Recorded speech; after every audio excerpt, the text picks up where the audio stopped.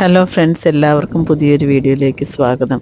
ഇന്നത്തെ വീഡിയോയിൽ ഈ കാണിക്കുന്നത് ഓസ്ട്രേലിയയിലുള്ള റിസോഴ്സ് ആൻഡ് റീസൈക്ലിംഗ് സെൻ്റർ ആണ് കേട്ടോ. കാരണം വെച്ചാൽ ഞങ്ങൾക്കിവിടെ ആൽഫ്രഡ് സൈക്ലോൺ വന്നായിരുന്നു. അപ്പം ജസ്റ്റ് അധികം അടിച്ചില്ല ബ്രിസ്ബെയിനിൽ, എങ്കിലും ഈ ആൽഫ്രഡ് സൈക്ലോൺ വന്നപ്പോൾ ഞങ്ങളെല്ലാവരും എന്ത് ചെയ്തു എന്ന് വെച്ചാൽ ഞങ്ങളുടെ വീട്ടിലൊക്കെ നിൽക്കുന്ന മരങ്ങളും മുറിച്ചു, അധികം കാറ്റ് പിടിക്കാതിരിക്കാൻ വേണ്ടി.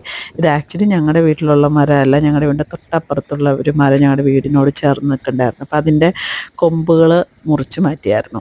അപ്പം മുറിച്ചു മാറ്റിയ കൊമ്പുകളെല്ലാം ഞങ്ങൾ കൊണ്ടുപോയി ഡംപ് ചെയ്തത് ഈ റിസോഴ്സ് ആൻഡ് റീസൈക്ലിംഗ് സെൻറ്ററിലാണ്.